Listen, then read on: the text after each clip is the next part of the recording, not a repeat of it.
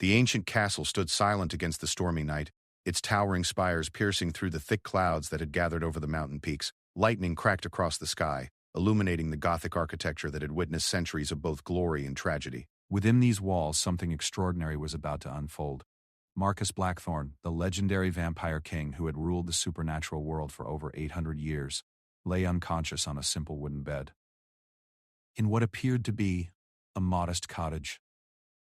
His powerful frame, usually commanding and intimidating, now seemed vulnerable and still.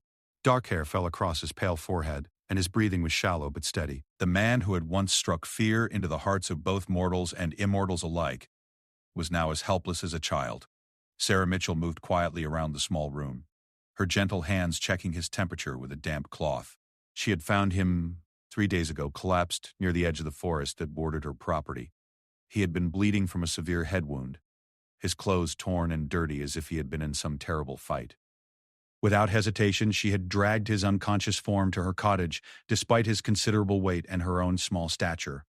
Sarah was a woman of 28, with auburn hair that caught the firelight and warm brown eyes that reflected a kind soul. She lived alone in this remote cottage, far from the nearest town, making her living as an herbalist and healer. People from surrounding villages often sought her help for ailments that conventional medicine couldn't cure. She had a gift for healing, something she had discovered as a child, though she never fully understood where it came from. As she tended to the mysterious stranger, Sarah couldn't shake the feeling that she knew him from somewhere. There was something familiar about his face, something that tugged at memories she couldn't quite grasp. When she looked at him, her heart ached with an inexplicable longing, as if seeing a beloved friend after years of separation. But she dismissed these feelings as mere imagination, focusing instead on nursing him back to health. Marcus stirred slightly, his eyelids fluttering as consciousness slowly returned. Sarah immediately moved to his side, placing a gentle hand on his shoulder to keep him from sitting up too quickly. His eyes opened gradually, revealing deep blue irises that seemed to hold the wisdom of ages, though now they were clouded with confusion and pain. "Easy now," Sarah whispered softly, her voice like a soothing balm. "You've been unconscious for 3 days. You need to rest." Marcus tried to speak, but his throat was dry and his voice came out as barely a whisper. Sarah quickly brought a cup of cool water to his lips, helping him drink slowly. As the liquid soothed his parched throat, he attempted to focus on the woman caring for him. Her face was beautiful and serene, framed by hair that seemed to glow in the candlelight. But when he tried to remember how he had come to be here, or even who he was, his mind felt like a blank slate. Who are you?" he managed to ask, his voice hoarse and uncertain. Sarah smiled gently, though something in her eyes flickered with disappointment. "My name is Sarah Mitchell. I found you injured in the forest and brought you here to recover. What's your name?" Marcus opened his mouth to answer, but no words came. He searched his memory desperately, trying to recall even the most basic information about himself, but found nothing. The harder he tried to remember, the more his head throbbed with pain. Panic began to set in as he realized the terrifying truth. I don't remember," he said, his voice filled with confusion and fear. But it wasn't just her beauty that captivated him. Sarah had a strength of character that shone through in everything she did. She was independent, living alone in the wilderness and supporting herself through her healing practice. She was brave, having rescued a strange man without knowing anything about him or whether he might be dangerous. And she was compassionate, caring for him with a tenderness that suggested deep affection even though they had supposedly just met. As the weeks passed, Marcus began to experience strange dreams and flashes of memory that made no sense. He would see images of grand ballrooms filled with elegant people, ancient libraries lined with leather-bound books, and vast estates stretching as far as the eye could see. Sometimes he dreamed of battles fought with swords and supernatural powers, of commanding armies of creatures that existed only in legends and nightmares. Most disturbing of all were the dreams about blood. He would wake in the middle of the night with vivid memories of the taste of blood on his lips, of fangs extending from his canines, of superhuman strength and speed. These dreams felt so real that he began to question his own sanity. When he mentioned them to Sarah, she simply attributed them to his head injury and assured him that such nightmares were common in patients recovering from severe trauma. Sarah, meanwhile, was experiencing her own set of confusing emotions and half-remembered dreams. Since Marcus had arrived, she found herself dreaming of a life that felt completely foreign, yet somehow familiar. She saw herself dressed in elaborate gowns, dancing in magnificent ballrooms with a man who looked exactly like her patient. She dreamed of a wedding ceremony performed under a full moon, of promises made that seemed to transcend ordinary human understanding. In these dreams, she was not Sarah Mitchell, the simple herbalist. She was someone else entirely, someone important and beloved. She was a bride, a queen, a woman who commanded respect and wielded power alongside her husband. But when she woke, these dreams seemed like nothing more than fantasies created by her lonely mind. The connection between them grew stronger with each passing day. They would spend hours talking about philosophy, literature, and the mysteries of life. Marcus displayed a knowledge that seemed to span centuries, though he couldn't explain how he knew such things. Sarah found herself sharing thoughts and feelings she had never expressed to anyone, feeling completely understood and accepted in a way that was entirely new to her. One evening, as autumn began to give way to winter, Marcus felt strong enough to walk outside for the first time since his arrival. Sarah accompanied him as they strolled through the forest surrounding her cottage. The moon was full overhead, casting everything in a silvery glow that seemed to make the world magical and mysterious. As they walked, Marcus suddenly stopped, his body going rigid with some kind of recognition. He looked up at the full moon with an expression of longing and pain that took Sarah's breath away. For a moment, he seemed to be remembering something important, something that connected him to this celestial display. "The moon," he whispered, his voice filled with emotion. "It means something. I can feel it, but I can't remember what." Sarah watched him with concern and growing curiosity. There was something about the way the moonlight played across his features that made him look both beautiful and dangerous, like a fallen angel remembering his former glory. She reached out and took his hand, feeling that same electric connection that occurred every time they touched. "Maybe it will come back to you," she said softly. "Memory is a strange thing. Sometimes it returns all at once, when you least expect it." As they stood there in the moonlight, both of them felt the weight of something momentous hovering just beyond their understanding. They were two souls who had found each other in the darkness, drawn together by forces they couldn't comprehend. Neither of them knew that they were actually husband and wife, separated by tragedy and brought together again by fate. The spell that had been cast upon Marcus was slowly beginning to weaken, though not enough yet to restore his full memory. The witch who had attacked him had intended to destroy him completely, but Sarah's presence and her healing touch were proving to be more powerful than dark magic. Love, it seemed, was indeed stronger than hate. In the nearby village, rumors had begun to circulate about the mysterious stranger living with the healer woman. Some spoke of seeing a tall, dark figure walking through the forest at night. Others whispered about strange dreams and supernatural occurrences that had begun happening since his arrival. The superstitious villagers were beginning to suspect that something otherworldly was in their midst. But for now, Marcus and Sarah remained blissfully unaware of the growing suspicion around them. They were lost in their own world, building a connection that felt both brand new and ancient at the same time. They were falling in love all over again, though they didn't realize they had loved before.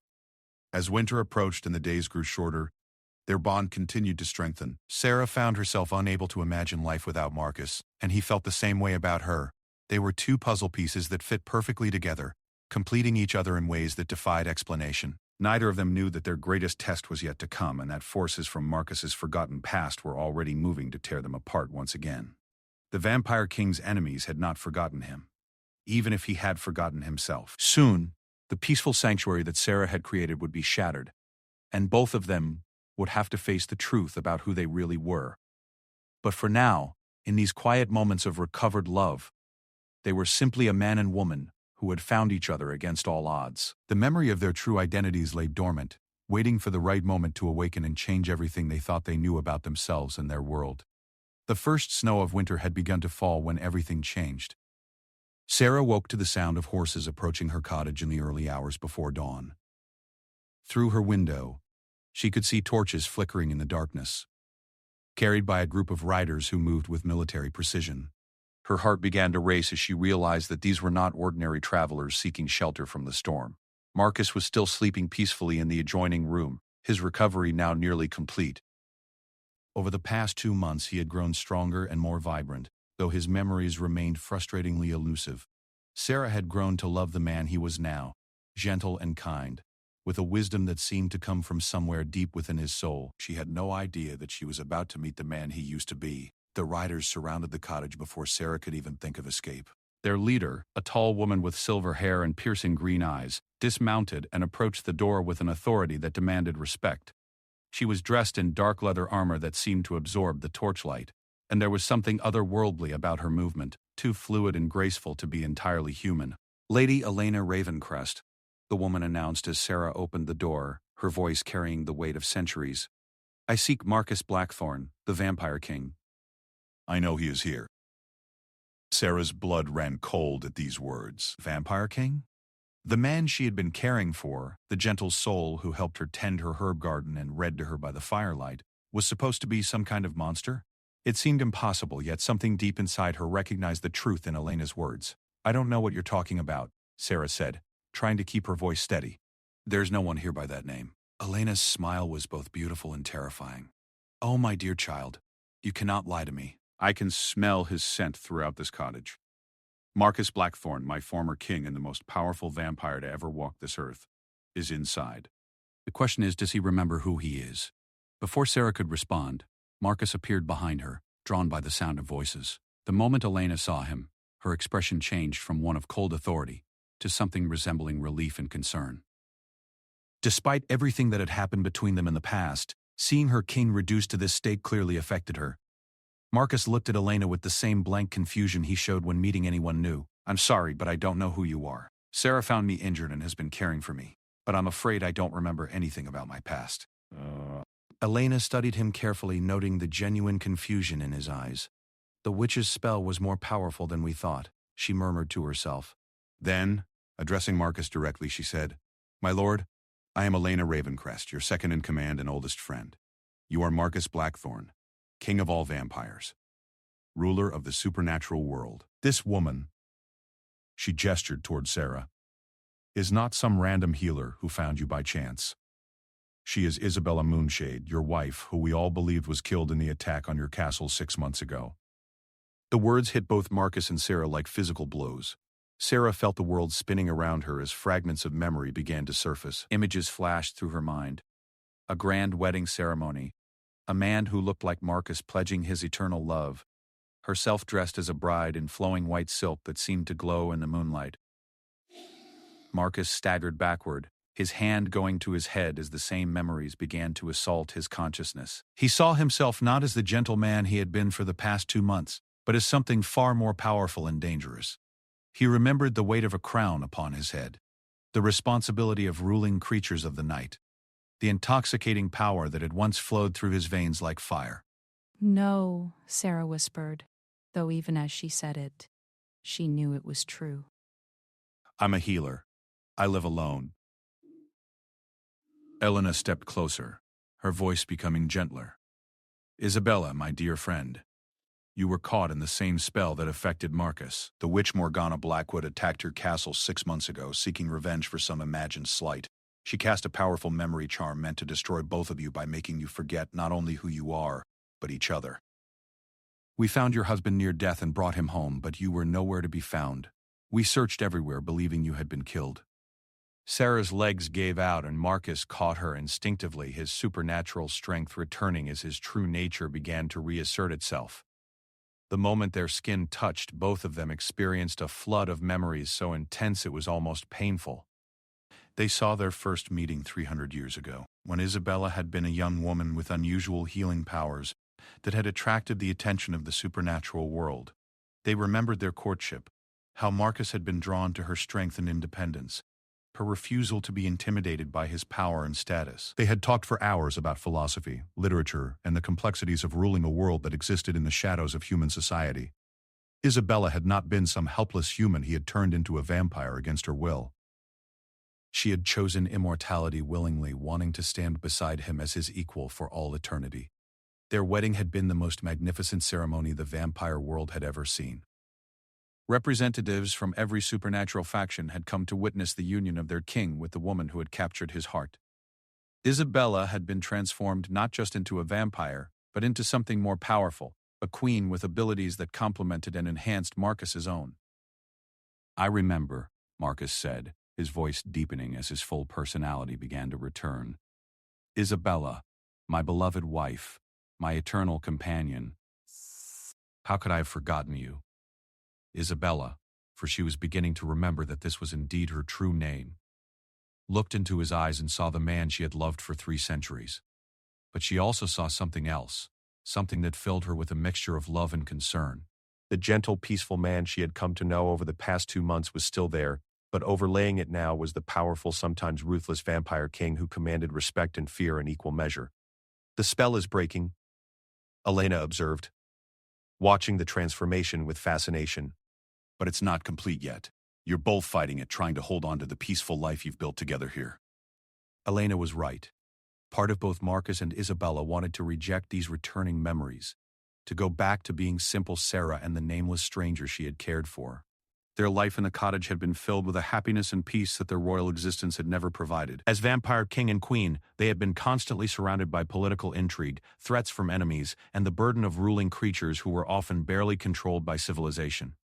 "We searched for you everywhere," Elena continued, her voice filled with emotion. "The entire vampire nation mourned your loss, Isabella. Without you, Marcus became increasingly distant and reckless. He blamed himself for not protecting you, for allowing Morgana to get close enough to cast her spell. When he finally tracked her down to her lair in the mountains, he went alone, against all our advice. We found him days later, near death and with no memory of who he was." Marcus closed his eyes, feeling the weight of leadership settling back onto his shoulders like a familiar but unwelcome cloak. He remembered now the burning need for revenge that had driven him to face Morgana alone. He had been so consumed with guilt and rage that he had walked straight into her trap, allowing her to complete her spell of ultimate revenge, not just to kill them, but to make them forget their love for each other. "The vampire nation needs its king," Elena said softly. "In your absence, the peace treaties you negotiated with the werewolf packs are failing. The younger vampires are becoming increasingly rebellious without your authority to keep them in line. The human governments that knew of our existence are beginning to consider us a threat again, without your diplomatic influence to maintain the balance." Isabella felt the memories of her role as queen returning as well. She had been more than just Marcus's wife. She had been his partner in ruling, his advisor and confidant. Second, Isabella felt the most technical victims found in Nice. Her unique abilities as a healer had made her invaluable in maintaining relationships with human governments, helping to cover up supernatural incidents that might have exposed their world. She had also been instrumental in establishing schools for young vampires, teaching them to control their nature and live peacefully alongside humans.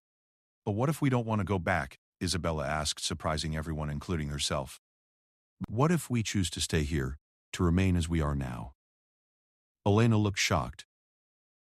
"My lady, you cannot be serious. You are the queen of the vampire nation. Your people need you." Marcus and Isabella looked at each other, and in that moment they both understood the terrible choice they faced. They could try to hold on to the simple, peaceful life they had built together, but it would mean abandoning their responsibilities and their people. Alternatively, they could return to their roles as vampire royalty, but in doing so, they would lose the innocent happiness they had discovered in each other. "The spell hasn't broken completely," Marcus realized. "We're caught between two identities, two lives. The question is, which one is really us?" Over the following hours, more memories continued to return. They remembered their palace, a magnificent structure hidden in a remote mountain range, accessible only to those who knew the secret passages. They recalled their court, filled with vampires, werewolves, and other supernatural beings who looked to them for guidance and protection. They remembered the intricate politics of maintaining peace between species that were natural enemies, the delicate balance required to keep their world hidden from human scrutiny. But they also remembered the loneliness. Despite being surrounded by subjects and courtiers, they had often felt isolated by their positions. The weight of always having to be strong, always having to make decisions that affected thousands of lives, had sometimes made their magnificent palace feel like a prison. Elena had brought a small contingent of the royal guard with her, vampires who had served Marcus for decades. As they began to treat him with the deference due to their king, Isabella could see him struggling with the returning awareness of his power and authority. The gentleman who had helped her pick herbs and mend clothes was still there, but he was being overwhelmed by the vampire king, who had commanded respect and fear for 8 centuries. "There's something else you need to know," Elena said reluctantly. "Morgana Blackwood is not dead." When Marcus disappeared, she sent a message to the court claiming responsibility for both of your deaths. "She's been gathering followers, vampires who believe that our kind should rule openly over humans instead of hiding in the shadows. Without you to oppose her, her influence has been growing." Isabella felt a chill that had nothing to do with the winter air. She remembered Morgana now, a vampire who had been turned during the plague years and had never fully accepted the civilized path that Marcus had established for their kind. Morgana believed that vampires were superior beings who should enslave humanity rather than coexist with them. She had been banished from the court years ago for attempting to lead unauthorized attacks on human settlements. She used our own love against us, Marcus said, his voice taking on the cold edge that had once made enemy supernatural creatures tremble. She knew that separating us, making us forget each other, would be the cruelest revenge possible. As the day wore on, both Marcus and Isabella felt the pull of their true identities growing stronger. The spell was indeed breaking, but slowly. Leaving them suspended between their two lives, they found themselves remembering not just who they had been, but why they had chosen to take on the burden of leadership in the first place. Centuries ago, when Marcus had first become king, the vampire world had been in chaos. Different factions warred against each other with no unifying authority to maintain order. Vampires preyed on humans indiscriminately, threatening to expose their entire species. It had been Marcus's vision and strength that had united the various vampire clans under one rule, establishing the laws that allowed their kind to survive and thrive in secret. Isabella had been instrumental in the more diplomatic aspects of their rule. Her natural empathy and healing abilities had made her the perfect ambassador to other supernatural species and even to certain humans who had learned of their existence. Together, they had created a golden age of peace and prosperity for their people. "We have to go back," Isabella said finally, though her voice was heavy with sadness. "We can't abandon our people, no matter how much we want to stay here." Marcus nodded, knowing she was right but feeling his heart break at the thought of leaving their peaceful cottage. "But we don't have to become exactly who we were before. We've learned something about ourselves here, about what makes us truly happy. Maybe we can find a way to incorporate that into our royal lives." Elena smiled for the first time since her arrival. "My lord, my lady, you have no idea how good it is to hear you speaking like yourselves again. But we must leave soon." Every day that passes makes the situation more dangerous. As they prepared to leave the cottage that had been their sanctuary, both Marcus and Isabella felt they were saying goodbye to more than just a place. They were leaving behind the simple, uncomplicated love they had rediscovered, the peace of a life without the burden of ruling others. Yet they were also returning to a love that was deeper and more complex, tested by centuries, and strengthened by shared responsibility. The journey back to their kingdom would give them time to fully recover their memories and prepare to face the challenges that awaited them. But they would travel as husband and wife who had fallen in love all over again, who had been given the rare gift of seeing each other with fresh eyes. Perhaps that would be enough to help them face whatever came next. The journey back to their kingdom took 3 days, traveling through mountain passes that were treacherous in winter but provided the secrecy necessary for their kind. As they rode, Marcus and Isabella felt their full memories returning like pieces of a vast puzzle finally clicking into place. With each mile, they remembered more of who they had been. But they also held on to who they had become during their time in the cottage. The vampire kingdom was hidden within a valley that existed between the physical world and the supernatural realm, accessible only through ancient magic that Marcus's ancestors had woven into the very fabric of reality. As they approached the entrance, Isabella felt a mixture of homecoming and apprehension. She could sense the magical wards recognizing their presence, welcoming back their lost rulers. Their palace appeared before them like something from a dream, its spires reaching toward the stars and its walls gleaming with an inner light that was neither quite sunlight nor moonlight. It was a structure that had been built over centuries, each generation of vampire royalty adding their own touches while maintaining the Gothic elegance that defined their architectural style. But as they drew closer, both Marcus and Isabella could see that something was wrong. The gardens that Isabella had lovingly tended were overgrown and wild. Many of the windows that should have been glowing with warm light were dark. The very air seemed heavy with sadness and neglect. "The court has not been the same since you disappeared," Elena explained as they dismounted in the main courtyard. "Without your guidance, many of the noble families have retreated to their own estates. Those who remained have been struggling to maintain order, but it's been difficult without clear leadership." As they entered the great hall, Isabella gasped at what she saw. The magnificent chamber where they had once held court, where hundreds of supernatural beings had gathered to celebrate festivals and witness important ceremonies, was nearly empty. A few loyal courtiers remained, but they looked up with such hope and relief at seeing their returned monarchs that it was almost painful to witness. "My lord, my lady," came the cries from those present. "You have returned to us." Among those who rushed forward to greet them was Thomas Ashford, Marcus's longtime advisor and friend. The elderly vampire looked as though he had aged decades in the months since their disappearance, his usually impeccable appearance showing signs of the stress he had been under. Marcus, thank the ancient powers you're alive, Thomas said, his voice thick with emotion. We feared the worst when Elena's search parties found no trace of either of you. The situation is worse than we initially told you, Elena admitted as they moved to the private chambers behind the throne room. Morgana's influence has spread beyond our borders. 3 of the werewolf packs have broken their treaties with us, claiming that without you to honor the agreements, they're no longer bound by them. There have been incidents in several human cities, supernatural beings acting without restraint. The balance you worked so hard to create is falling apart.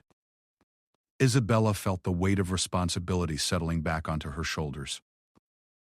As queen, she had been instrumental in maintaining the delicate relationships with other supernatural species. Her diplomatic skills and genuine empathy had been crucial in negotiating treaties that had kept peace for over a century. What of the Vampire Council? Marcus asked, referring to the governing body that helped him administer the various vampire clans. Thomas's expression grew even more grave. That's perhaps the worst news of all. Morgana has convinced 3 of the 7 council members to join her cause. They've established a rival court in the Eastern Mountains, claiming that you abandoned your duties and are no longer fit to rule. She's been spreading the story that you fled in cowardice after her attack, leaving your people defenseless. Marcus felt the familiar cold anger that had once made him such a formidable king. But now it was tempered by the gentleness he had learned during his time as a simple man in love with a healer. He would deal with Morgana and her followers, but he would do so as someone who remembered what it meant to choose peace over conflict. And what of our human contacts? Isabella asked. Throughout their reign, they had maintained secret relationships with certain government officials who knew of the supernatural world's existence. These contacts have been crucial in covering up incidents that might have exposed vampires, werewolves, and other creatures to the general population. Most have remained loyal, Elena replied, but they're growing nervous. Without your presence to reassure them that the supernatural community is under control, some are beginning to advocate for more aggressive policies. There's talk in certain circles of developing weapons specifically designed to eliminate supernatural threats. The scope of the crisis was overwhelming, but Marcus and Isabella found strength in facing it together. Their time apart had reminded them why their partnership was so powerful. They complemented each other perfectly, Marcus's strength and authority balanced by Isabella's compassion and diplomatic skill. Over the following days, they worked tirelessly to restore order to their kingdom. Isabella spent her time meeting with the families of vampires who had remained loyal, offering comfort and reassurance that their sacrifices during the difficult months had not gone unnoticed. Her natural healing abilities were put to use treating vampires who had been injured in conflicts with Morgana's followers. Marcus, meanwhile, focused on the military and political aspects of the crisis. He sent messages to the werewolf pack leaders who had broken their treaties, inviting them to meet and discuss their concerns. He also began planning a response to Morgana's challenge to his authority, knowing that as long as she remained a threat, the stability of the supernatural world would remain in jeopardy. But it was during the quiet moments, when they were alone in their private chambers, that Marcus and Isabella truly reconnected with who they had been as a couple. They talked long into the night about their experiences during their memory loss, about the simple happiness they had found in the cottage, and about how they might incorporate those lessons into their royal lives. "I don't want to lose what we discovered," Isabella said one evening as they stood on their private balcony looking out over their kingdom. Yes, we're king and queen, but we're also just Marcus and Isabella, a man and woman who love each other. Marcus pulled her close, marveling at how right it felt to hold her again with full awareness of their centuries together. "We won't lose it," he promised. "We'll find a way to be both. We have to, because the alternative is to become the cold, distant rulers we were in danger of becoming before Morgana's attack." Their reunion was tested when the first delegation of werewolf pack leaders arrived to discuss the broken treaties. The meeting was tense, with accusations flying from both sides about violated agreements and broken promises. But Isabella's presence made all the difference. Her ability to truly listen to their concerns, to find common ground between opposing positions, gradually turned the hostile negotiation into a productive discussion. "You have changed," observed Robert Greymane, the most influential of the werewolf leaders. "Both of you. There's something different about how you approach these problems now." Marcus exchanged a glance with Isabella before responding. "We've been reminded that leadership isn't just about power and authority. It's about service to those who depend on us. We want to rebuild our alliances on a foundation of mutual respect and shared benefit. The negotiations took several days, but eventually new agreements were reached that were actually stronger than the original treaties. Word of the successful werewolf negotiations spread quickly throughout the supernatural community, and other species that had been wavering began to send their own delegations to renew their relationships with the vampire crown. But even as they rebuilt their alliances, the threat of Morgana loomed large. Reports came in regularly of her activities in the eastern mountains, where she was building an army of discontented vampires and other supernatural beings who were attracted to her message of dominance over humans. "She's planning something big," Elena reported during one of their strategy meetings.